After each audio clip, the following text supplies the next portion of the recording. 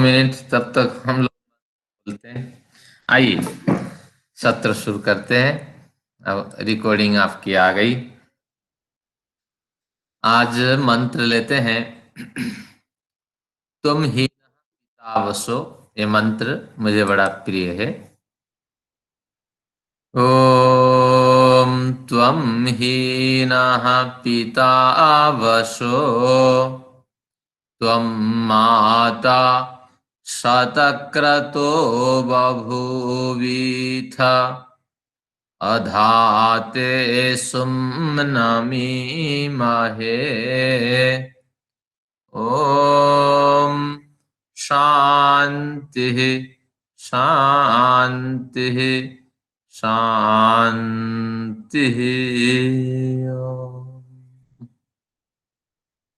परमपिता का हम सभी लोग मिलकर के नमन करते हैं और एक संतान को देने योग्य जो सुख है तो उस सुख की भी हम याचना करते हैं, क्योंकि वह हमारे पिता भी हैं और माता भी हैं।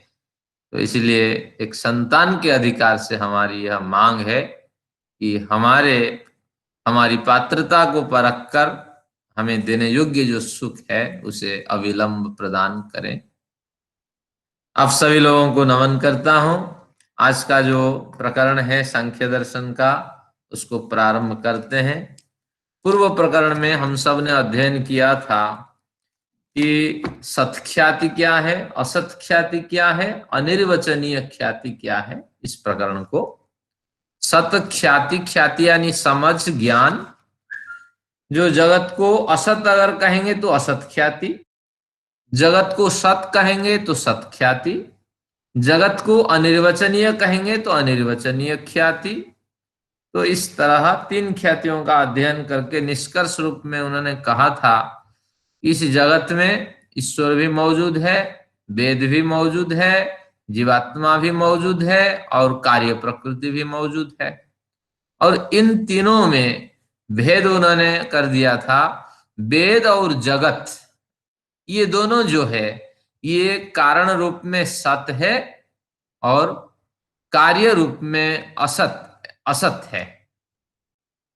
कारण रूप में सत स्वरूप में विद्यमान रहते हैं, गलत कहा। जो जगत है वह कारण रूप में सत है और कार्य रूप में असत है। लेकिन जो तीन तत्व है वेद, ईश्वर और जीव, यह हमेशा कारण रूप में भी सत्य है और कार्य रूप में भी सत्य है। जीव का और ईश्वर का कोई कार्य कारण संबंध नहीं होता है, वो हमेशा एक रस बने रहते हैं। लेकिन वेद कारण रूप में परिवर्तित हो जाता है, वहां भी सत्य में मौजूद रहता है और कार्य रूप में भी वेद मौजूद रहता है। तो इसलिए वेद सार्वकालिक सत्य से युक्त है और ईश्वर और जीव ये दोनों अनिर्वचनीय है। यानी इन दोनों का जो स्वरूप है न सत्य है न असत है। और इसमें वेद भी ले सकते हैं। तो वेद, ईश्वर, जीव ये सत्य भी नहीं है, असत भी नहीं है। सत असत स्वरूपों से भिन्न कुछ अलौकिक तत्व है। एक बार और स्पष्ट करता हूं कि वेद, ईश्वर और जीव इन तीनों में ये तीनों अनिर्वचनीय है। कारण रूप में भी ये सत्य है, कार्य रूप में भी सत्य है। लेकिन देखा जाए वेद का कार्य कारण कुछ हो सकता है, ईश्वर और जीव में कार्य कारण संबंध नहीं है। इस तरह दो भेद करने के बाद फिर एक स्वरूप उभरता है। वेद, ईश्वर और जीव ये तीनों अनिर्वचनीय है, कारण रूप में भी और कार्य रूप में भी ये आते नहीं है। वेद तो आता ही है, लेकिन ईश्वर जीव के बारे में ये स्पेशल कहा जा सकता है। कारण और कार्य रूप में न आने से कार्य कारणों से भिन्न, सत असत से भिन्न ईश्वर और जीव जो है वो अनिर्वचनीय है। अब जो जगत की बात करते हैं, जगत भी सत और असत इस तरह हम कुछ नहीं कह सकते, क्योंकि अगर सत कहेंगे तो असत का पूर्णतः निषेध हो जाएगा, उसका कार्य रूप कभी होगा ही नहीं। अगर कार्य रूप में उसको कहते हैं, असत कहते हैं, तो सत स्वरूप होगा ही नहीं।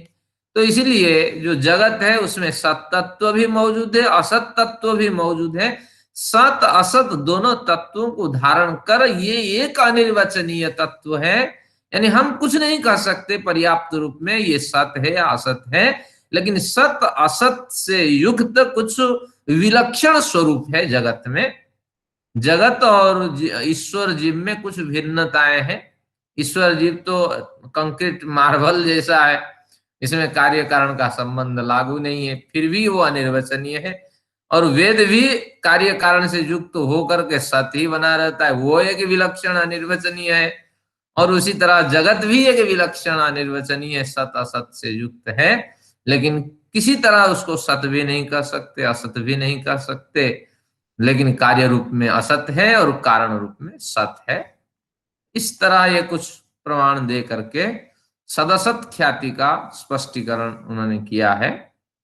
तो देखा जाए, आज प्रकरण आएगा, प्रकृति जो है वो सत है, जीव सत और चित है, परमेश्वर सत चित आनंद। लेकिन यहाँ प्रकृति को सत कह करके असत का निषेध किया ये नहीं है, लेकिन सत के अंदर असत भी मौजूद है। जब कार्य रूप में प्रकृति परिणत होगी तो उस समय भी असत कहलाएगी। असत का वहां अर्थ होगा परिवर्तनशील। प्रकृति तो विद्यमान रहेगी, लेकिन प्रकृति असत नहीं है, लेकिन असत तत्व से युक्त होकर के उस समय जब प्रकृति को कोई असत कहे तो परिवर्तनशील होगा। लेकिन परिवर्तनशील प्रकृति का अतिरिक्त और कोई असत स्वरूप नहीं है। आज जो दुनिया दिखाई पड़ रही है, 5 साल के बाद, 10 साल के बाद, 100 साल के बाद इस तरह शेप में ये दुनिया नहीं रहने वाली है, बदल जाएगी। आपके मकान भी गिर जाएंगे, नया मकान खड़े हो जाएंगे, रास्ता बदल जाएंगे, तो कहीं फ्लाईओवर निकल जाएंगे, कहीं मेट्रो बन जाएगी। तो इस तरह कई तरह के परिवर्तन से ये युक्त होती है दुनिया, वो कार्य रूपी दुनिया है। तो इसलिए सत कहते ही सत के अंदर परिवर्तनशील जो असत है वो विद्यमान है। और जीवात्मा में सत है और चित है। चित होने से थोड़ा प्रकृति से ये बेहतरीन रूप में जीवात्मा आता है। और परमेश्वर में सत चित आनंद तीनों स्वरूप मौजूद है। जीव में आनंद नहीं है, इसकी चर्चा आज के प्रकरण में होगी। आइए विषय को और बढ़िया ढंग से समझते हैं। 57वां सूत्र देखिए, नाद्वैतमात्मनो लिंगात् तद्भेद प्रतीतेः, नाद्वैत मात्मनो लिंगात् तद्भेद प्रतीतेः। अब नाद्वैत को पहले तोड़ते हैं। नाद्वैतम न अद्वैतम। अद्वैत, द्वैत यानी दो, अद्वैत यानी दो से जो युक्त नहीं है, जो दो के तत्वों से युक्त नहीं है, एक तत्व है, तो उसको अद्वैत कहते हैं। और द्वैत दो, जो द्वैत नहीं है वो अद्वैत। और न अद्वैत कहने का मतलब है कि द्वैत आदि गुण युक्त है। तो ये कहता कि द्वैतादि गुण युक्त कह देता, फिर इस तरह कुश्ती करने की क्या आवश्यकता थी। पहले द्वैत कहा, द्वैत ही कह देता, फिर उसको अद्वैत बनाया द्वैत को, फिर न जोड़ करके इस तरह फिर कहा कि द्वैतादि गुण युक्त है। तो द्वैत दो को कहते हैं। ये कहने की एक शैली है, इस तरह कथन होता है, मैं ऐसा नहीं करूंगा, आप ऐसा नहीं कह सकते, लेकिन करूंगा जरूर, इसका अर्थ यही निकलता है। तो इस तरह ये नकार के जो काकु वक्रोक्ति होती है, नकार के कथन से अपने विचार को स्पष्ट करते हैं, कथन की शैली है। तो कहते हैं न अद्वैतम, आप अद्वैत यानी एक आत्मा, सब में एक आत्मा है, तो इस तरह न, इस तरह नहीं कह सकते। अर्थात आत्मा बहुत है, आत्माएं, जीवात्माएं बहुत हैं। और बहुत कौन है? आपके शरीर में एक आत्मा, मेरे शरीर में एक आत्मा, और जितने लोग हैं जहां जहां आप देख रहे हैं, जिनमें इच्छा द्वेष प्रयत्न सुख दुख ज्ञान, ये 6 चीजें दिखाई पड़ती हैं। इच्छा द्वेष प्रयत्न सुख दुख ज्ञान, इसको हम आत्मा कहते हैं।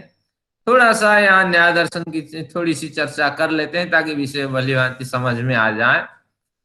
सबसे पहले ऊपर के श्रेणी में हम ज्ञान को रख देते हैं, फिर अब क्या करते हैं कि नीचे के श्रेणी में सुख, फिर इधर राइट हैंड साइड पे दुख रखते हैं, बीच में ज्ञान है, थोड़ा लकीर दो और खींचते हैं, इधर रखते हैं सुख लेफ्ट हैंड साइड पे, राइट हैंड साइड पे दुख रखते हैं, फिर उसी के नीचे एरो बना करके फिर लिखते हैं इच्छा, और फिर राइट में लिखते हैं द्वेष, और सेंटर में फिर लिख देते हैं प्रयत्न।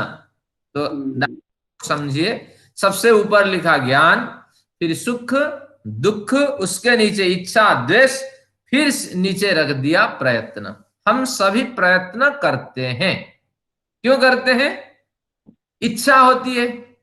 हाँ, इच्छा और द्वेष, इच्छा का अर्थ राग है, जिस चीजों को प्राप्त करने की हमारी इच्छा होती है निश्चित रूप से उसमें राग है, राग यानी उससे कुछ सुख अनुभूत हो रहा है, तो उस ओर हमारी प्रवृत्ति हो रही है। तो इसीलिए इच्छा द्वेष, द्वेष का मतलब दुश्मन स्वभाव या क्रोध या रुष्ट हो जाना, गुस्से से भर जाना, विपरीत आचरण करना, ये द्वेष है। और उसके विपरीत क्या है कि केयरिंग नेचर से उसको देखना, सबसे प्रमुखता उसको देना और किसी भी स्थिति में उसको अपनाना, ये इच्छा है। तो प्रयत्न हम करते हैं इच्छा के अनुरूप। क्यों करते हैं? थोड़ा ऊपर चलिए, सुख उधर लिखा है, क्योंकि वहां सुख मिलता है। प्रयत्न इच्छा के अनुरूप करते हैं, राग दिखाई पड़ने के कारण करते हैं और उससे सुख दिखाई पड़ता है। फिर सेंटर में चले जाइए, सबसे ऊपर क्या है? ज्ञान। हमारे पास जैसा ज्ञान है उसके अनुसार हमें सुख दिखाई पड़ता है, और उस सुख के अनुसार राग उत्पन्न होता है। उस राग को, राग से जुड़ने के लिए हम नीचे से जो मैंने बिंदु कहा था प्रयत्न करते हैं। ये एक सर्कल इस तरह चलता है कि प्रयत्न राग के अनुरूप, राग के ऊपर इच्छा सुख है, और सुख के अनुसार ज्ञान पे पहुंचते हैं। ज्ञान जैसे भरा हुआ है, प्रॉपर्टी बिल्डर के क्या ज्ञान है कि किसी तरह पैसे खूब कमाओ, और झूठ क्या है, किसी तरह आप चकमा दे दो और कमा करके पैसे लाओ, ये ज्ञान भरा हुआ है। तो उस ज्ञान के अनुसार उसको सुख दिखाई पड़ता है। एक बढ़िया बिल्डिंग बना दे तो 4 फ्लोर, तो फिर हम वहां कैलकुलेशन कर देंगे कि इतने पैसे हमने लगाए, तो इस आप पैसे लेना चाहते हैं या फ्लैट लेना चाहते हैं, तो इस हिसाब से फिर वो कैलकुलेशन करके वहां उसको सुख दिखाई पड़ता है। उस हिसाब से जो आपकी मांग है, फ्लैट भी वो ले लेगा, बढ़िया फ्लैट। अगर नहीं चाहिए, पैसे चाहिए, तो फिर वो किसी तरह अरेंजमेंट करेगा उसको। तो इसलिए ज्ञान जैसा है उस हिसाब से सुख दिखाई पड़ता है। सुख दिखाई पड़ने से राग उत्पन्न होता है कि सुबह उठ करके हम जाएं, काम में लग जाएं, कुछ पैसे का बचत होगा, कहां से लेबर लाना है। हर एक लेबर के पीछे अगर 100-100 रुपए की कमाई होती है तो साल में 365 उससे हम बटोर लेंगे, तो इस तरह कितने लेबर लगे, तो उस हिसाब से ये राग दिखाई पड़ता है। तो प्रयत्न, राग, सुख और अंत में ज्ञान। अब इधर आते हैं, प्रयत्न करते हैं, प्रयत्न इस दिशा में नहीं करते हैं। क्यों? द्वेष उत्पन्न होता है, क्यों? इसको करने से हमें हानि होती है, दुख होता है। तो इसलिए ये हमें, इस कार्य को तो हमें करना ही नहीं, उस व्यक्ति को देखते ही आंख बंद कर देना होता है, मैं तुम्हारी शकल नहीं देखूंगा। कभी गुस्से में आप कहते हैं या नहीं? ये द्वेष की भावना है, तो द्वेष होता है। अब उस ओर हम देखते ही नहीं, प्रयत्न न देखने लायक होता है। क्यों? उसके ऊपर देखिए दुख, दुख धरा हुआ है। तो अब ये दुख कहां से मिलता? ज्ञान। अगर वहां ज्ञान है तो ज्ञान के अनुरूप हमें दुख दिखाई पड़ रहा है। और हम सब क्या है? साधु संत महात्मा के श्रेणी के लोग हैं, वो प्रबुद्ध ज्ञान से युक्त होते हैं। ये कार्य नहीं करना है, अपशब्द नहीं कहना है, क्योंकि अपशब्द कहना दुख है। अगर दुख है तो उस अपशब्द के प्रति द्वेष भावना है, समय का सदुपयोग करना है। तो उस द्वेष से युक्त होने के कारण यहाँ प्रयत्न अपशब्द को न कहना, समय पे हर कार्य करना। तो इस दिशा में जैसा हमारा ज्ञान होगा उस हिसाब से हमारी प्रवृत्ति होगी। ज्ञान अगर बढ़िया है तो बढ़िया सुख दिखाई पड़ेगा, उस हिसाब से बढ़िया राग उत्पन्न होगा कि इस कार्य को करना है। देखिए बहुत से लोग समय से पहले ही उपस्थित हो गए, तो ये राग उत्पन्न हुआ, प्रयत्न पहले हुआ राग के कारण, और वहां सुख दिखाई पड़ा, बीच में ज्ञान है। तो इस तरह ये ज्ञान का चक्र चलता है। ये 6 चीजों से जो प्राणी युक्त होता है उसी में जीवात्मा मौजूद है, ये आपको जानना चाहिए। तो फिर वैशेषिक दर्शन कहता है इनमें से एक दो अगर कुछ संकेत मिल जाए, जरूर नहीं 6 संकेत मिलेगा। एक वृक्ष है, उसके अंदर सारी क्रियाएं होती है, उसको भी पीड़ा होती है और उसको भी सुख होता है, दुख होता है। आप पानी पिलाइए उसको, थोड़ा छोटा सा पौधा लगा करके कैसे हरा भरा वो खिल जाता है, और पानी पिलाना बंद कर दीजिए कैसे मुरझा जाता है। तो तात्पर्य है कि उसके अंदर की क्रिया होती है। और मनुस्मृति का प्रमाण है सुख दुखम भवन्त्येते अंतः संज्ञा भवन्त्येते सुख दुख समन्विता। इन वृक्षों की अंतः संज्ञक संज्ञावाही स्नायु कोष होते हैं, और जिसके कारण उनको अंदर ही अंदर पीड़ा पहुंचती, उनकी आवाज हमारे तक नहीं आती। ये सृष्टि की इस तरह व्यवस्थित ईश्वरीय व्यवस्था है। लेकिन वो सुख दुख अनुभव करते हैं, लेकिन उनमें अगर भोजन ग्रहण के लिए प्रयत्न दिखाई पड़ता है, रोशनी के लिए टहनियां वो इधर न फैला करके दूसरी ओर फैला देते हैं ताकि वृक्ष सूर्य से रोशनी आ पाए, तो ये सभी प्रयत्न अगर दिखाई पड़ते हैं तो आप समझ लेना अंदर ही अंदर उनमें बड़े प्रयत्न हो रहे हैं। और 5 जो इच्छा द्वेष सुख दुख ज्ञान प्रयत्न, ये सारे 5 उस पर आरोपित हम कर लेते हैं। तो इस तरह चेतन की ये परिभाषाएं हैं।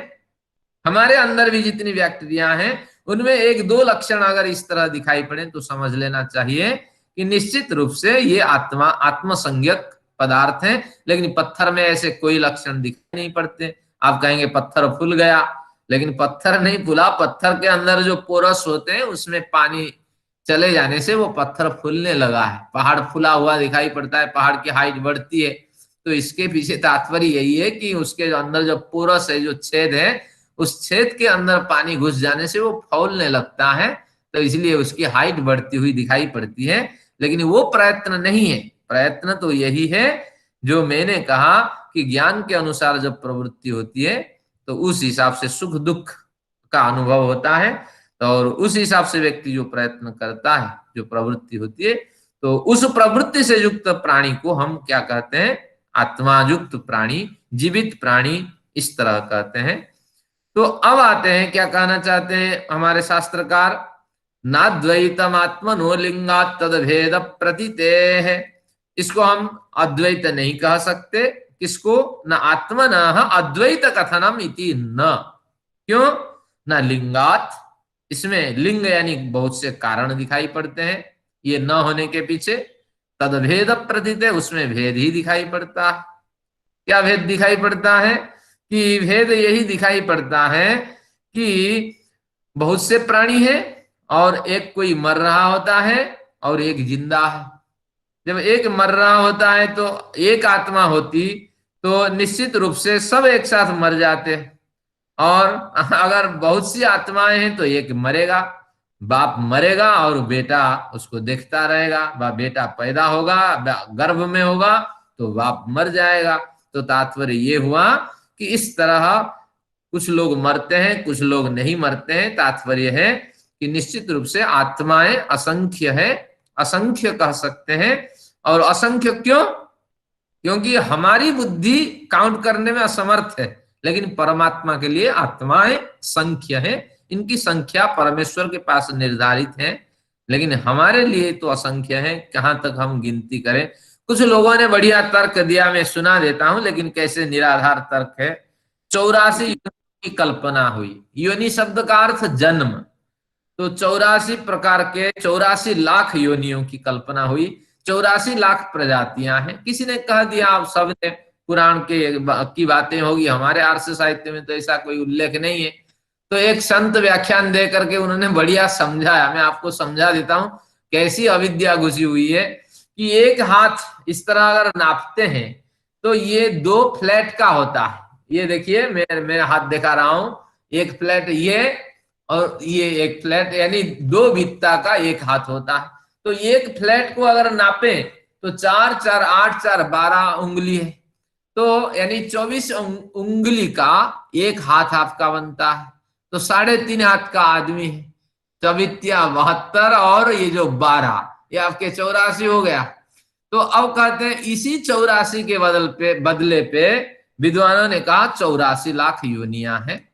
लेकिन ये तो दूसरों को समझाने के लिए है, तत्वतः योनियों की कल्पना नहीं है। हमारे शास्त्र तो कहते हैं असंख्यत्वात्, इसकी संख्या ही नहीं है। आप ही जहां रहते हैं कि एक सुई की नोक के अंदर कई अरब आपके बैक्टीरिया हो सकते हैं, कई अरब कई करोड़ बैक्टीरिया हो सकती हैं। अब आप प्रजाति की क्या बात करेंगे और 84 लाख में। ये सब कपोल कल्पित कथन है, और किसी तरह जोड़ तोड़ करके इसको कहते हैं नमक मिर्च लगा करके लिपाई पुताई करके सिद्धांतों को पुष्टि करना है। तो इसलिए 84 लाख योनि ये कंसेप्ट भूल जाइए, क्योंकि हमारे आर्ष साहित्य की ये देन नहीं है। भले ही वो हाथ गिन करके 84 लाख बना ले, हमें इस तरह कुछ नहीं करना है। आगे आते हैं, तो तद भेद प्रतीत है, इस तरह लिंग से कारणों से इन दोनों में जीवात्मा में भेद दिखाई पड़ते हैं।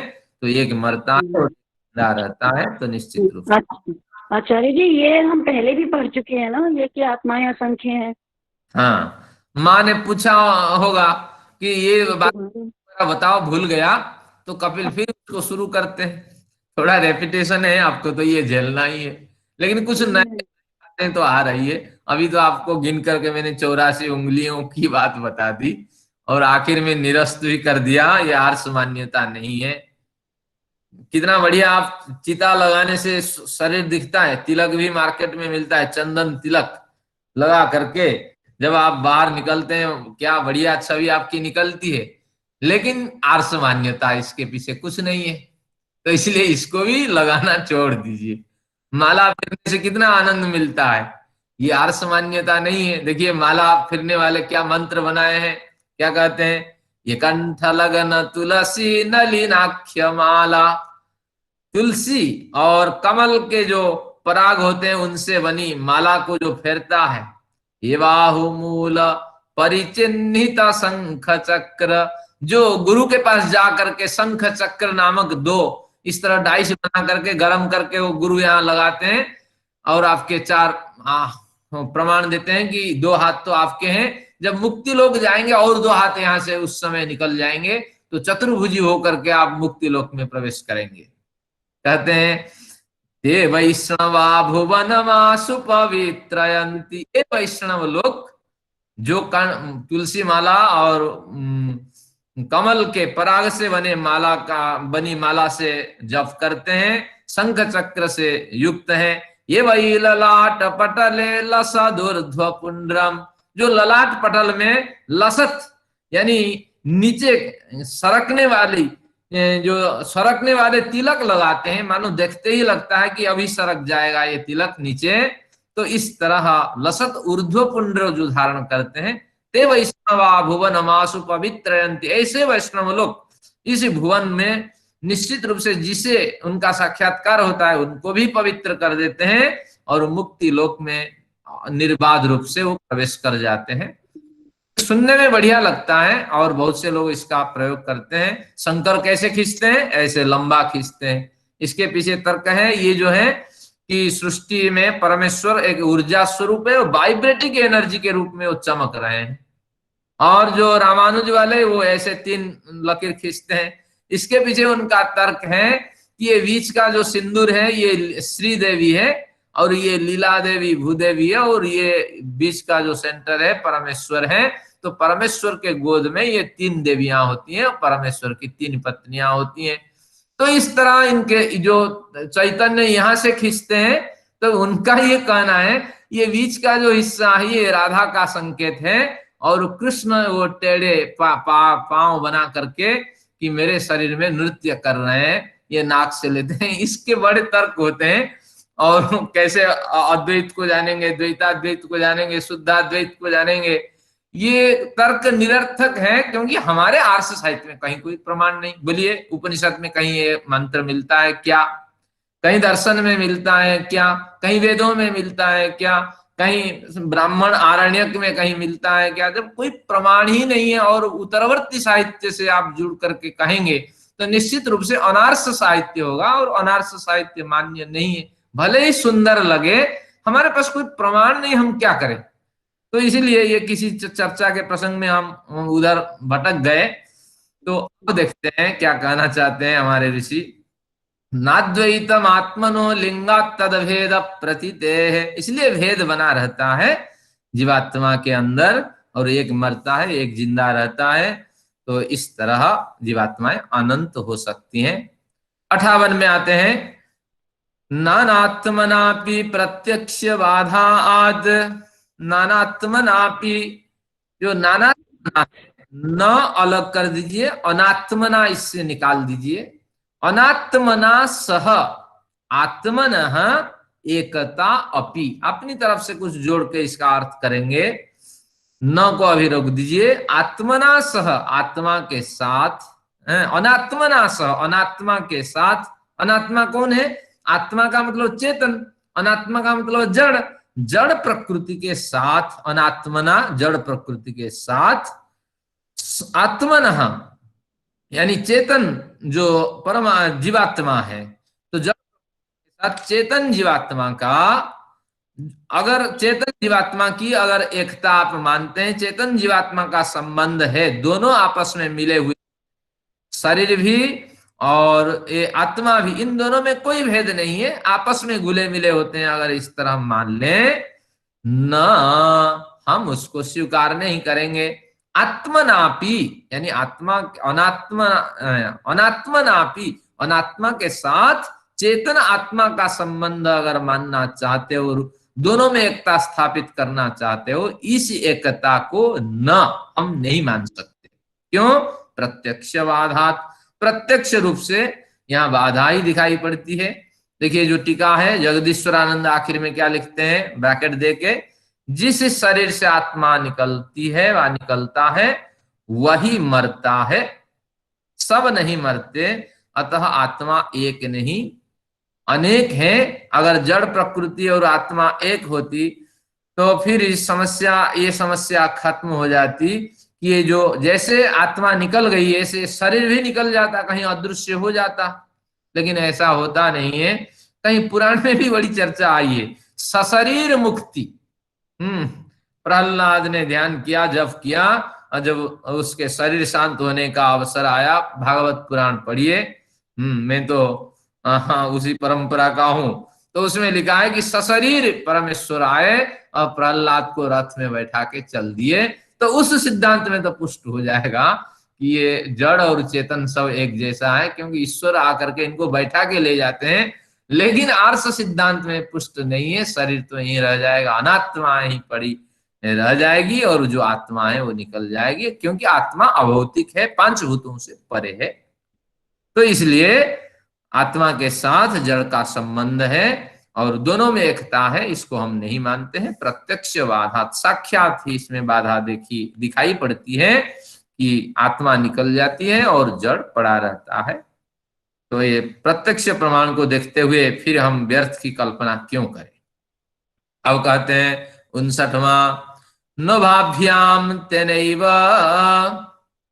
न भाभ्याम तेनैव न उभाभ्याम, न उभाभ्याम। उभाभ्याम दोनों के अर्थ में उभय शब्द का प्रयोग होता है, तो दोनों से, तृतीया दो वचन का प्रयोग है। उभाभ्याम, न को अभी रोक देते हैं। उभाभ्याम, उभाभ्याम यानी आत्मा और शरीर, आत्मा चेतन है, शरीर जड़ है। आत्मा और प्रकृति, ये भी आप मान लें, क्योंकि ये शरीर भी प्रकृति से बना हुआ है। कई बार भ्रांति होती है, शरीर अलग है प्रकृति अलग है। जो घास पास काष्ठ पाषाण दिखाई पड़ते हैं, ये प्रकृति है, और शरीर तो एक अलग तत्व है, ऐसा नहीं है। शरीर में 99% प्राकृतिक तत्व है। उन्होंने, जगदीश्वरानंद ने बढ़िया खोला, आत्मा और शरीर को माने या आत्मा और प्रकृति को माने, इन दोनों द्वारा, इन दोनों के पृथक होने से, इन दोनों से पृथक होने से, किसके पृथक होने से? आत्मा के पृथक होने से। इन दोनों के साथ आत्मा का कोई संबंध नहीं, आत्मा और शरीर और आत्मा और प्रकृति दोनों के पृथक होने से, उभाभ्याम इन दोनों से पृथक होने से, इन दोनों के पृथक होने से आत्मा भी पृथक है और प्रकृति भी पृथक है। इस तरह कहते हैं तेनैव नाद्वैत सिद्धि, तेनैव के ऊपर एरो लगा करके आप लिख सकते हैं न अद्वैत सिद्धि। जो अद्वैतवाद की सिद्धि करना चाहते हैं कि आत्मा सभी में एक है सारी सृष्टि में, तो उसकी सिद्धि नहीं होगी, क्योंकि न उभाभ्याम सिद्धि, दोनों दोनों में से भिन्न भिन्न गुण धर्म दिखाई पड़ते हैं, इसलिए ये संभव नहीं है। अब आगे बढ़ते हैं, उसी प्रकरण को केवल रेपिटेशन है, थोड़ा तो आपको सुनना पड़ेगा। एक बढ़िया मित्र की परिभाषा दी जाती है, मित्र यानी जो स्नेह करता है, हाँ, इमिदा स्नेह है ना, जो आपके प्रति स्नेह भावना रखता है। मित्र कई बार उसी बात को बार बार रेपिटेशन के साथ सुनाता है, देखो मैंने वहां गया था, देखो मैंने ये कहा था, देखो उसको ऐसे कहा था, और आप सुन चुके होते हैं। अगर सच्चे मित्र हैं तो उसको सुनने की चाह रखिए, क्योंकि स्नेह मित्र के प्रति है और उसको सुना करके वो दिल को हल्का करना चाहता है। कई बार हम टोक देते हैं, अरे कितने बार इसको सुनाते हो, कितने बार, तो उसको दुख होता है। तो उसी तरह मित्र के न्याय से या तर्क से आप इसको सुने। अब क्या कहते हैं वही बात कहेंगे, अन्य परत्वम अविवेकानाम तत्र, अन्य परत्वम अविवेकानाम तत्र, यहां तो कुछ नया नई बात मिलेगी। फिर अन्य परत्र, अन्य परत्व, अन्य प्रकार से, अन्य प्रकार से बहुत से प्रमाण मिल जाते हैं जिससे आत्मा इस संपूर्ण जगत में एक है, इसकी पुष्टि हो जाती है। देखिए कुछ प्रमाण ये जगदीश्वरानंद देते हैं, एकम एव अद्वितीयम, एकम एव अद्वितीयम, इस तरह उपनिषद, छांदोग्य उपनिषद की ये पंक्ति है, जो ईश्वर है एक है, और एव कहने का मतलब ही, एक ही गलत कहा, आत्मा तो अभी कहना है, ईश्वर की बात यहां नहीं आ रही है। जो आत्मा है वो कैसा, कैसी है, एकमेवा द्वितीयम, वो एक ही है और अद्वितीय है। यहां जो आत्मा का कथन है, जो आत्मा एक और अद्वितीय है, ये परमात्मा का वाचक है। अगर इसी को कई आत्मा समझ करके जीवात्मा में लगा दे और तर्क दे, देखो इस प्रमाण से पुष्ट हो जाता है संपूर्ण सृष्टि में आत्मा एक है, तो ये गलत है।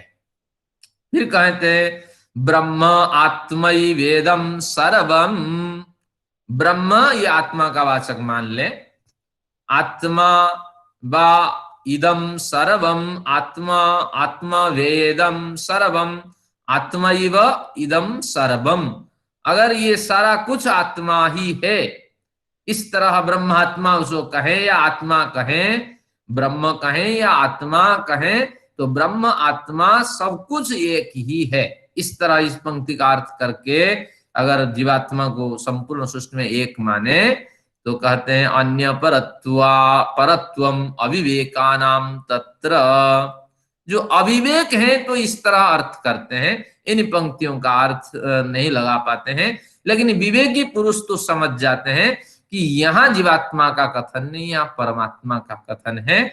और अविवेकी तो तर्क देते ही रहते हैं, जैसे हमारे आता है ना, अदीना श्याम शरदः तच्चक्षुर्देव हितं पुरस्तात् शुक्रम उच्चरत, पश्येम शरदः शतं जीवेम शरदः शतम् शृणुयाम शरदः शतम् प्रब्रवाम शरदः शतमदीनः।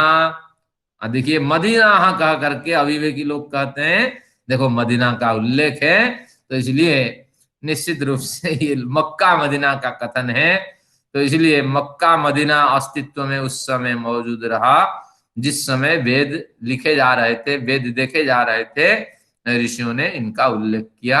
लेकिन अविवेक लोगों का कथन है, जब संधि तोड़ देंगे इसका अर्थ होगा अदीना श्याम शरदः शतम्, हे परमेश्वर आपकी कृपा से हम ऐसा जीवन जिए कि न बच्चों के सामने हाथ फैलाएं, न दूसरों के सामने परेशानी के कारण हाथ फैलाएं। मदीना, इसलिए मदीना बना, अदीना का हाँ, मदीना बना।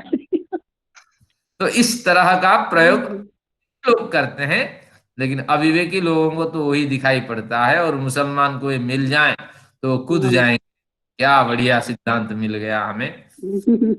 आगे देखते हैं, तो अब इस प्रकरण का की समाप्ति आगे इसी के साथ 61 के साथ नहीं, 60 के साथ इस प्रकरण की समाप्ति हो गई कि जो आत्मा है वो अनंत है, असंख्य है, और हमारे लिए असंख्य है, परमात्मा के लिए संख्य है, परमात्मा इनको गिन सकता है। अब फिर 61 में कुछ नई बातें हैं, देखिए। नात्मा विद्या नो भयम जगदुपादान कारणम निस्संगत्वाद। नात्मा विद्या नो भयम। नात्मा, फिर जो अवग्रह है इसको तो पढ़ते नहीं है, लेकिन अर्थ करते वक्त अवग्रह से अ निकालते हैं। तो नात्मा विद्या पढ़ेंगे, अर्थ करते वक्त नात्मा अविद्या पढ़ेंगे। तो न रख देंगे आत्मा अविद्या। कहते हैं कि न तो आत्मा यानी ब्रह्म, न ही अविद्या, और न दोनों, नो भयम, ये तीन कंडीशंस उन्होंने दिखाए। अकेला ब्रह्म हो, या आत्मा से जीवात्मा भी ले लें, ये भी इसमें आ जाएगा, आत्मा से जीवात्मा हो, परमात्मा हो, या अविद्या हो। और फिर कहते हैं नो भयम, ये दोनों मिल करके, यानी ब्रह्म और अविद्या, ब्रह्म जीवात्मा और अविद्या, ये दोनों मिल करके भी जगत के उपादान कारण नहीं हो सकते। जगत उपादान कारणम न यहां लग जाएगा, क्यों? निसंगत्वात्। जीवात्मा की परिभाषा अलग है, ब्रह्म की परिभाषा अलग है, अविद्या की परिभाषा अलग है, और ये दोनों ब्रह्म अविद्या, जीवात्मा अविद्या, इस तरह दोनों दोनों मिलकर के भी सृष्टि को उपादान कारण के रूप में प्रकट नहीं कर सकते। और अकेला अकेला भी ये पदार्थ, ये जगत को उत्पन्न नहीं कर सकते। उपादान कारण ही प्रमुख होता है, प्रमुख कारण होता है। गौण कारण जो होता है उसके सहकारी कारण और निमित्त कारण। तो ये निमित्त कारण तो हो सकता है ब्रह्म, निमित्त कारण तो जीवात्मा हो सकता है, लेकिन अविद्या का जो कथन है इसका कोई अस्तित्व नहीं। जगत स्वरूप में आने के बाद अविद्या उत्पन्न होती है, लेकिन शंकर इस अविद्या को जगत ही मान लेता है, यही उसकी एक भ्रांति है। लेकिन यहाँ हमें इस भ्रांति से नहीं जाना। तो जीवा जगत उत्पन्न होता है, फिर ब्रह्म की कृपा से आत्मा उत्पन्न होती है, फिर इस बीच में कुछ काल बीत जाने के बाद प्रारंभिक पर्याय में तो अविद्या से जीवात्मा रहित होता है, फिर कुछ काल बीत जाने के बाद अविद्या हावी हो जाती है। तो इस तरह ये तीनों जो है उपादान कारण के कैटेगरी में नहीं आते हैं। क्यों? निसंगत्वात्। सभी अलग अलग होते हैं, निरपेक्ष होते हैं, किसके साथ किसका कोई संबंध नहीं होता है, डिटैचमेंट की स्थिति में सब रहते हैं। निसंग निसंगोयम पुरुष, ये पुरुष जो है निसंग है, वो छोटी सी ऊर्जा है, और अपनी ऊर्जा के साथ वो सक्रिय बना रहता है जीवात्मा। और ईश्वर सर्वव्यापी चेतन ऊर्जा है, सब में व्याप्त होकर के किसी को भी डिस्टर्ब नहीं करते हैं, और सभी कर्मों के चश्मदीद गवाह है। और जो अविद्या है इसका तो अस्तित्व है ही नहीं, कुछ नहीं। और जब कभी ये जीवात्मा इसे अविद्या रूपी अंतःकरण से युक्त होता है तभी ये हमला करती है, नहीं तो अविद्या फिर अपने आप विलुप्त हो जाती है। जैसे छाया उत्पन्न होती है रोशनी के कारण, और धीरे धीरे वो रोशनी के कारण गायब हो जाती है। तो उसी तरह ये अविद्या अस्तित्वहीन है, और इन तीनों से जगत का उपादान कारण नहीं बन सकता। भाई ये तीनों जगत के उपादान कारण नहीं बन सकते। और उपादान कारण का मतलब है घड़े में विद्यमान मिट्टी के समान, क्योंकि मिट्टी में जो क्वालिटी होगा घड़े में वही क्वालिटी दिखाई पड़ेगी। तो उसी तरह ये संसार में जो अचेतनता दिखाई पड़ रही है, इन तीनों के कारण से नहीं, अपितु सत्व रज तम रूपी जो मूल प्रकृति, उसके कारण से ये परिवर्तन जगत में होता है, वह जगत इस तरह दिखाई पड़ता है। इस तरह एक कथन है। एक विशिष्ट कथन की ओर हमें ये ले जा रहे हैं। क्या विशिष्ट कथन है? नैकस्यानंद चिद्रुपत्वे द्वयोर भेदात। नैकस्यानंद चिद्रुपत्वे द्वयोर भेदात। उसी प्रकरण को थोड़ा और स्पष्ट करते हैं। द्वयोर भेदात, दोनों में भेद है। किसमें? ब्रह्म में या जीवात्मा में, और किसमें? जगत में। इन दोनों में भेद है, परमात्मा में और जीवात्मा में भेद है। यहाँ जगत का कथन नहीं है, परमात्मा और जीवात्मा में भेद है। द्वयोर भेदात, दोनों में बड़ा भेद है। क्या भेद है? न एकस्य आनंद चिद्रुपत्वे, न को अलग करते हैं। एकस्य आनंद चिद्रूपत्वे, परमेश्वर आनंदमय भी है और चित स्वरूप है, और आनंद और चित स्वरूप जिसमें मौजूद है स्वतः उसमें सत स्वरूप भी मौजूद है। तो परमेश्वर सतचित आनंद रूप है और जीवात्मा सत और चित रूप है, आनंद उसमें है ही नहीं। क्यों नहीं? उसके पास आनंद को अनुभव करने के कोई डिवाइस है ही नहीं।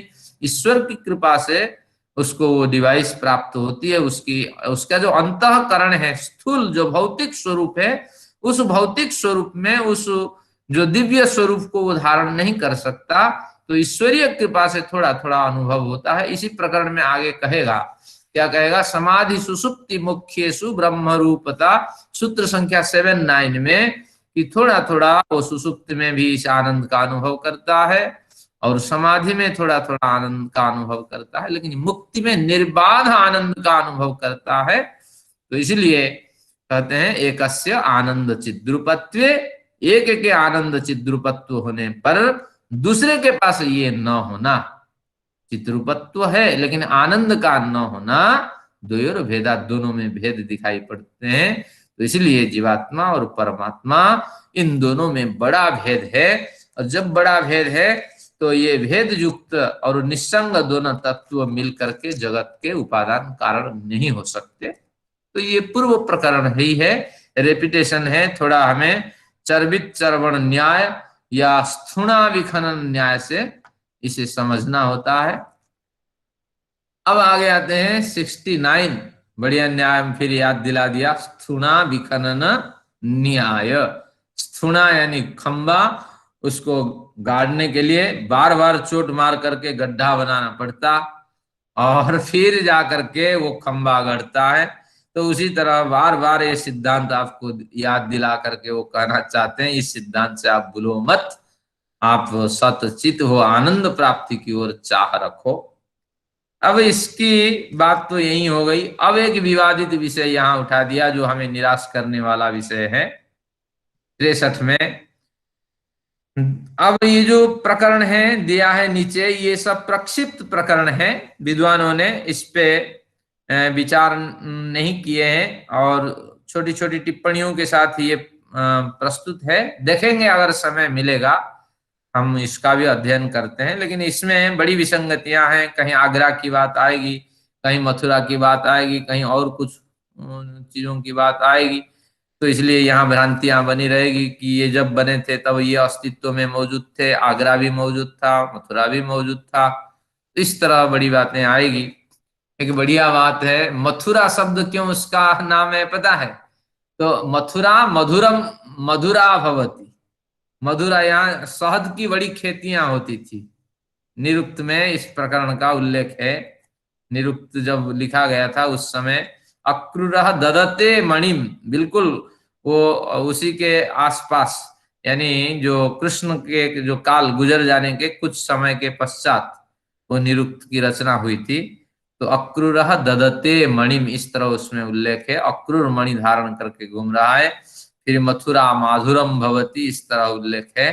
तो बढ़िया, इतिहास को जानने के लिए हमारे शास्त्र पर्याप्त है, लेकिन वैदेशिकों ने हमें बिगाड़ रख दिया और 4000 से पुराना वेद है नहीं, इस तरह सिद्ध कर दिया, जबकि हम महाभारत को 5500 साल मानते हैं।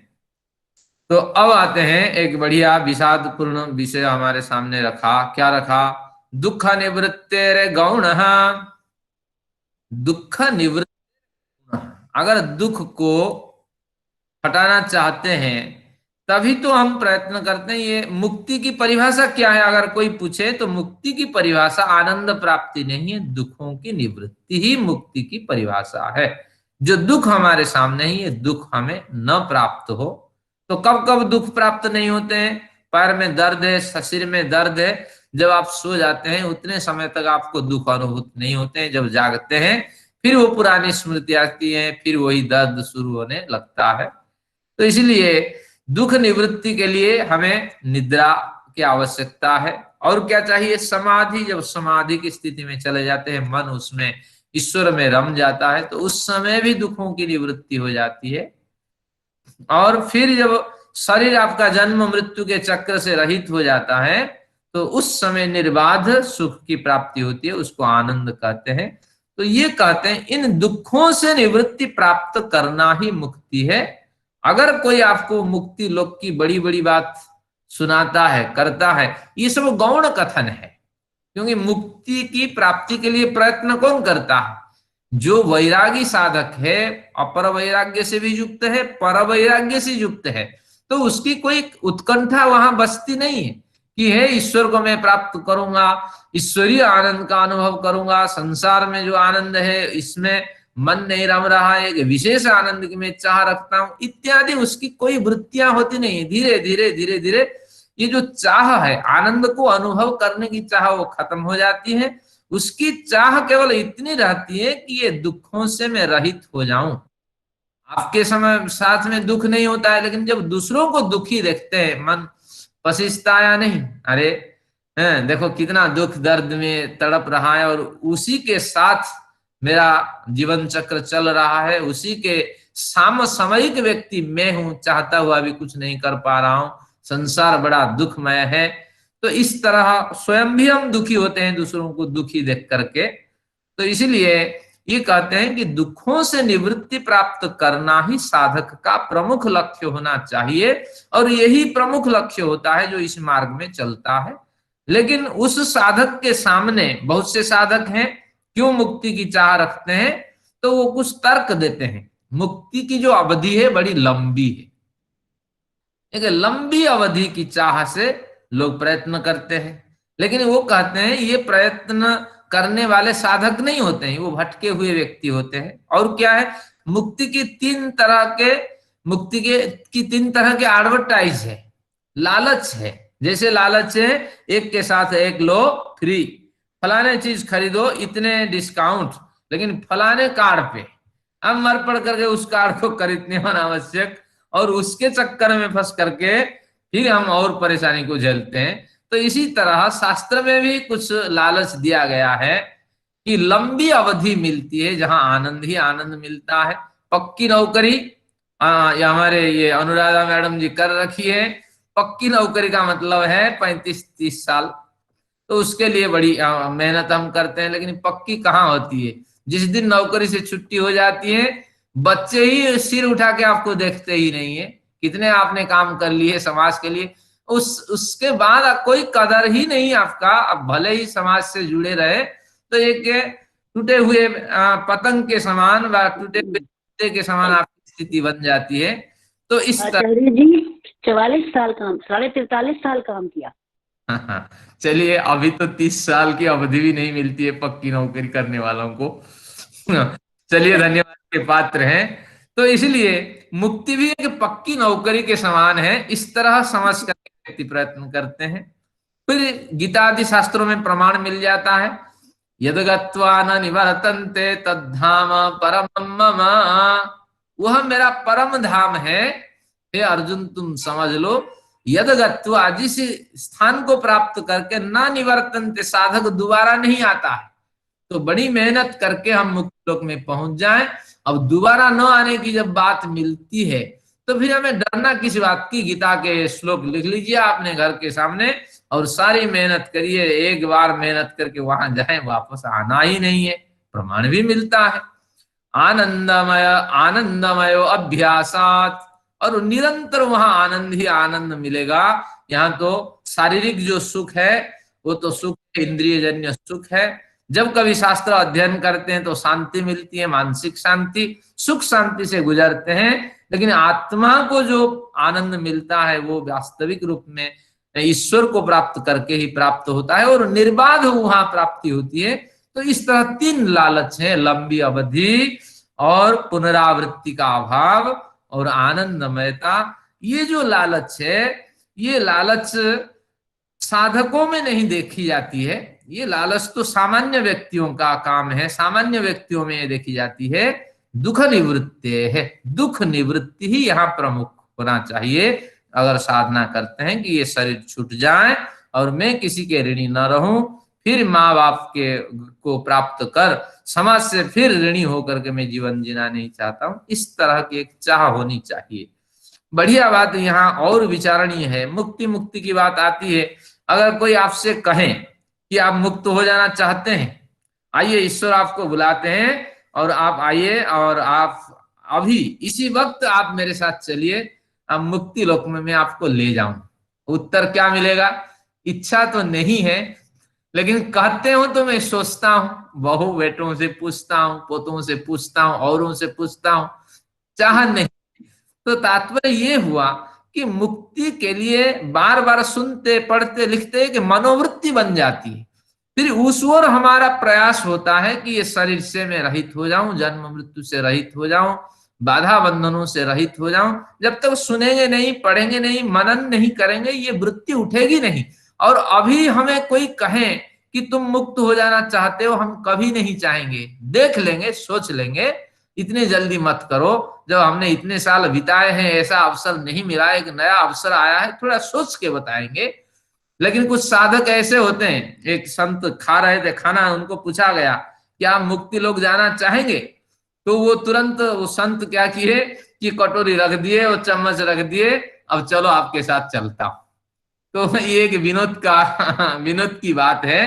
यानी जो साधना में रत होते हैं, जो ब्रह्मचर्य से संन्यास की ओर जाते हैं, उन्हीं के गुण ज्यादा देखे जाते हैं, क्योंकि वो एक प्रयत्न पूर्वक वैराग्य से युक्त होकर चलते हैं। हमारे लिए तो केवल ये शाब्दिक ज्ञान है, पढ़ लिख करके कुछ विचार को शुद्ध करने के लिए ये प्रयुक्त होते हैं, लेकिन अभी असतो मां सदगमय, हम सत जानते ही नहीं है और असत भी जानते ही नहीं है, और असत से सत की ओर क्या जाना है, ये हमारे मन में विचार नहीं उठते हैं। हमारे मन में तो विचार उठते हैं किसी मंत्र को पढ़ लो, थोड़ी मानसिक शांति मिल जाएगी, लेकिन अंदर से जब विचार उठेंगे तभी ये कारगर होगा कि दुख निवृत्ति ही प्रमुख लक्ष्य है, और लंबी अवधि पुनरावृत्ति से रहित होना, आनंदमयता से युक्त होना, ये सब गौण कथन है। तो इस तरह ये कथन है, और पढ़ाने वाला भी इस मुक्ति की जो पीड़ा है, मुक्ति का जो आनंद है, उससे युक्त नहीं हुआ है, सुनने वाले भी नहीं हुए हैं। लेकिन इस मार्ग में चलते हुए व्यक्ति में परिवर्तन आता है, बार बार पढ़े सुने तो निश्चित रूप से शास्त्रकारों के वचन हमारे लिए कारगर होंगे। तो अब मुक्ति की बात कोई आपसे पूछे, मुक्ति की क्या परिभाषा है? दुख निवृत्ति ही मुक्ति, दुखों से निवृत्त हो जाना मुक्ति है। और बाकी जितनी जितनी लालच है, और जितनी प्रशस्तियां हैं, और जितने एडवर्टाइजमेंट्स हैं, ये सब गौण कथन है। अब 64 में उन्होंने कहा, आचार्य जी, हाँ जी, ये जब कहा कि एक जीवात्मा के पास वो सत्य और चित्त तो है, सिर्फ आनंद उसके पास नहीं है, और परमात्मा के पास आनंद भी है, तो इसीलिए तो परमात्मा की उपासना यही सुनते आ रहे हैं शुरू से ही, कि अभी भी पहले उसमें सूत्र में भी बताया कि आनंद लेने के लिए परमात्मा के पास बैठते हैं, चाहे समाधि लगाएं या उपासना करें, ध्यान लगाएं। अब कह रहे हैं आनंद तो लेना ही नहीं चाहिए आपको क्या बढ़िया प्रासंगिक प्रश्न है। अग्निहोत्री विरोधाभास हो गया। करते हैं, हाँ, सच्चिद आनंद है, इस परिभाषा को हम रटते हैं प्रारंभिक पर्याय में जब योगी बनते हैं, लेकिन साधना में जब आगे बढ़ते जाते हैं तो उस समय ये परिभाषा गौण हो जाती है। उस समय दुख ही दुख दिखाई पड़ता है, और परिणाम ताप संस्कार गुणवृत्ति विरोध, ये दुख दिखाई पड़ते हैं। तो जब लेवल बढ़ जाती है, ये आनंदमयी मयता, लंबी अवधि, अपुनरावृत्तित्व, ये सारे विचार हट जाते हैं। विचार केवल ही बचा रहता है मैं अगला जन्म न लूं, नए माँ बाप के आश्रय में न जाऊं, किसी का ऋणी न रहूं, और यही जन्म ही है ईश्वर मेरा अंतिम जन्म हो जाए। तो ये इसी की बात करता है। और माँ को उपदेश दे के कहते हैं, माँ अब तो ये ध्यान रखना है, दुख निवृत्ति ही तुम्हारा लक्ष्य होना चाहिए, और लंबी अवधि पुनरावृत्ति आनंदमय, इसे एडवर्टाइज में भटकना नहीं है। फिर ये एडवर्टाइज किस लिए है? अब अनुराधा मैडम जी के प्रश्न के उत्तर के साथ कपिल जी अपने माँ को लिए उत्तर देते हैं 64 में, विमुक्ति प्रशंसा मंदानाम, विमुक्ति प्रशंसा मंदानाम, ये इम्पोर्टेंट सूत्र है, इसको आप हसिया डाल के लेफ्ट साइड में रख दीजिए। ये तो आपको रट के रखना है, और जब जब अध्यात्म ग्रंथ का अध्ययन करना तभी आनंद आएगा। तो विमुक्ति प्रशंसा मंदानाम, जो मंद व्यक्ति हैं, अविवेकी हैं, और अज्ञान से, विपरीत ज्ञान से पीड़ित हैं, उनको ईश्वर खींचने के लिए ये लालच है। क्योंकि अगर कोई नहीं कहेगा कि एक से एक लोगे तो तुम्हें बढ़िया लाभ मिलेगा। अभी मैंने देखा अमेजोन में क्या है कि क्रेडिट कार्ड बना लो, 1,000 के आपको फ्री गिफ्ट मिल जाएंगे। अब 1,000 रुपये बहुत होता है, तो अब फिर life time free credit card. अब ये विमुक्ति प्रशंसा मंदाना, तुरंत अप्लाई करिए, तुरंत हो जाना है और ले लीजिए। लेकिन जो कार्ड है, अब खर्चा का लेवल आपका बढ़ता जाएगा, अनावश्यक चीजें अजायब घर आप बनाते चले जाएंगे और उसी में लगे रहेंगे कि अब कौन सा प्रोडक्ट आ रहा है, अब कौन सा प्रोडक्ट आ रहा है, मुझे कितने छूट मिल रही है। तो इसमें समय बर्बाद हो जाना है और मुख्य लक्ष्य से आपको भटक जाना है। कितने बार आपने प्रयत्न किया फलाने ग्रंथ पढ़ूं, लेकिन ग्रंथ पूरा हुआ क्या, बीच में भटक गए, 2-4 प्रकरण पढ़े और छोड़ दिए। बहुत से लोग हमारे साथ जुड़े रहे, अभी देखिए 21 लोग जुड़े हुए हैं। तो ये कह रहा है कि मंद व्यक्तियों को ईश्वर खींचने के लिए ये एक प्रयास है, लेकिन जब दुखों से व्यक्ति निवृत्त हो जाता है, ये तीनों चीजों अपने आप मिल जाती है। तो इसलिए इसको स्मरण में नहीं रखना। दुखों से जब हम रहित हो जाते हैं, एक लंबी अवधि तक आनंद का हम अनुभव करते हैं और उसी का नाम पुनरावृत्ति है, दोबारा नहीं आना है। यानी आना है तो कौन जाने कितने लाखों अरबों खरबों साल के बाद हम आएंगे, तो इसलिए इसकी कोई गिनती नहीं है। तो ये जो लंबी अवधि की बात आदि चलती है, तो ये व्यक्ति को खींचता है ईश्वर। तो देखिए जगदीश्वरानंद ने भाष्य करके क्या लिखा, मुक्ति में आनंद की प्रशंसा मंद अर्थात अविवेकियों की दृष्टि में है, ताकि अविवेकियों को ईश्वर खींच करके लाया जाए, अध्यात्म मार्ग की ओर लाया जाए। और विवेकी जनों के लिए तो दुख निवृत्ति ही प्रमुख होना चाहिए, और ये लालच की जो वृत्तियां ये हट जानी चाहिए। दुखों के निवृत्ति होते ही, आप घर पहुंचते ही आराम निश्चित रूप से आपको करना होगा, लेकिन आराम की चिंता मत करिए, केवल चिंता करिए कि मैं अपने घर पहुंच जाऊं। केवल दरवाजे पे पहुंचते ही आपके घर वाले आपको ले लेंगे अंदर, तो ये लक्ष्य होना चाहिए। तो हमारा लक्ष्य निश्चित रूप से शास्त्रकार इस प्रकरण को समाप्त करते करते कह गए कि हमारा लक्ष्य दुख निवृत्ति होनी चाहिए। तो ये निष्कर्ष है हमारे लिए कि जो जो प्रशंसा, जो जो बातें कही गई है मुक्ति के संदर्भ में, वो सब मंदों को आकर्षण करने के लिए, विवेकियों के लिए तो दुख निवृत्ति ही प्रमुख है, बाकी सभी कथन गौण है। तो ईश्वर से प्रार्थना है हम विविध दुखों से निवृत्ति प्राप्त करें, और उसके लिए हमारे अंदर बल, शक्ति, पुरुषार्थ को उत्पन्न करें और हम प्रयत्न करें। और इतने पढ़ने के बाद मुक्ति की ओर हमारी प्रवृत्ति हो ही नहीं रही है, क्योंकि हमारे अंदर इतनी अविद्याएं भरी है और इतने क्लेश भरे हुए हैं। कितने ग्रंथ पढ़ लिए, आप तो अभी पढ़ रहे हैं, मैं तो बचपन से पढ़ रहा हूं, लेकिन अभी ईश्वर प्रवृत्ति हुई ही नहीं है। जीवन कैसे जिया जा रहा है, हाँ, बड़े प्रयत्न करने पर भी इतनी एकाग्रता नहीं आ पा रही है। मेरे कई मित्र भी संत बन गए, साधु बन गए, लेकिन मेरे में ये प्रवृत्ति नहीं हो रही है। तो समझ लेना चाहिए अविद्या अभी भी हमारे अंदर आविष्ट है। तो बार बार सुनने से, पढ़ने से निश्चित रूप से आनंद मिलता है और निश्चित रूप से ये वैराग्य आदि भाव उत्पन्न होते हैं। ये जन्म नहीं तो अगले जन्म प्रयत्न। ये दुख निवृत्ति का कुछ ऐसे ही है जैसे लोग ये कहते हैं ना, पुनरपि जन्म जन्मम पुनरपि मरणम, फिर जठरे शयनम। तो इससे, इस दुख से बचने के लिए फिर वो वैराग्य में आपका साधक। हाँ, यही कथन है, वही आधि भौतिक, आधि दैविक और आध्यात्मिक, ये तीनों दुखों से हम रहित हो जाना चाहते हैं, और तीनों दुखों से रहित हो जाना ही मुक्ति है। और जब मुक्ति हो जाती है तो लंबी अवधि भी मिलती है, अपुनरावृत्ति भी होती है, और आनंदमयता की प्राप्ति होती है। तो ये तीनों छिपे हुए होते हैं, लक्ष्य चाहिए। अभी कोई व्यक्ति हमारे साथ ज्वाइन कर रही है, एडमिट कर लिया, आइए शांति पाठ करते हैं शांति फिर। पाठ के लिए एडमिट किया है उनको। हाँ, अब हाँ, 2 दिन छुट्टी रहेगी, 15 और 17 एक संस्थान के आयोजन होंगे, आप उसमें योगदान करें। और 5 से 6 बजे तक समय रहेगा, मैं संदेश डाल दूंगा। तो जो प्रश्न है आप रख सकते हैं। मैं रिकॉर्डिंग बंद करता हूं, जिनको जाना है आप जा सकते हैं। अगर कोई प्रश्न है तात्कालिक तो आप रखें।